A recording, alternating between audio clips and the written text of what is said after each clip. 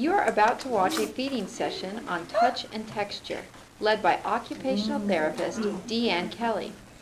Deanne is introducing different food textures. She is using crunchy veggie sticks and soft, slippery cooked pasta. She introduces this through play and encouraging imitation. Most of these little kiddos, though, go for the crunchy. They're very tactily defensive. So the soft is a little bit more challenging. It is. It's more challenging, and they've already kind of learned that it's yucky, so if I put it amongst the other things, it might give them a chance just to touch it and find out it's not so bad after all. And then I'll reintroduce it each time so that it's there again. They get used to it. But they're not eating the soft.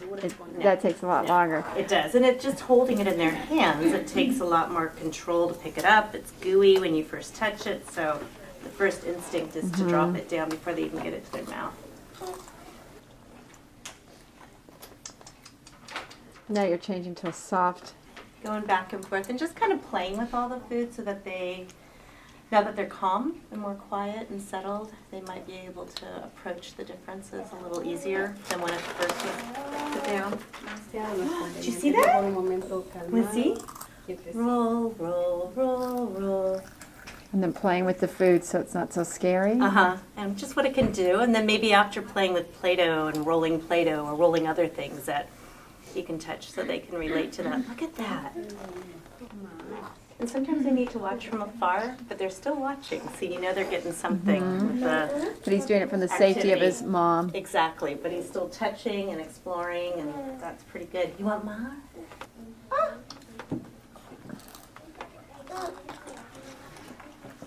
So the textures I'll use are the ones they're safe with, so they'll want to try the ones they're not so safe with too. So you can see that they relate together and they're being able to sit with all of our friends at the table. Okay. They really just am trying to make it a playtime, because that's what feeding is in the beginning. When kids are learning to eat, they're playing in it. That's how they're learning about it. Bing, bing, bing, bing, bing. Ah! Turn them. Bravo! Bravo! And this one, I will work on teaching them not to stuff. So there's individual things they're all doing that I would like to see them do different. Oh, good job! But like for him, he's now picking it up and playing with it, where he was throwing it in the beginning. So that to me is a successful feeding time. Just picking it up and holding it. That's step one. That's step one. And then hopefully next time it'll go into his mouth or he'll keep exploring it. Oh, and now this is successful because he got out of mom's lap. So just to get out of mom's lap and join us at the table is huge right now. So each one of them is going to have a different success in this. But for all of them, staying with the activity this long is a success. And it doesn't always work this way, believe me. So staying at the table, getting off of mom's lap, touching the food, these are huge things. Huge accomplishments. And parents need to realize that it's not, you can't get your child to sit down and eat the first time. No, you don't just sit down and eat. It's an exploration time. And kids need to play and touch and watch others to learn what it's all about.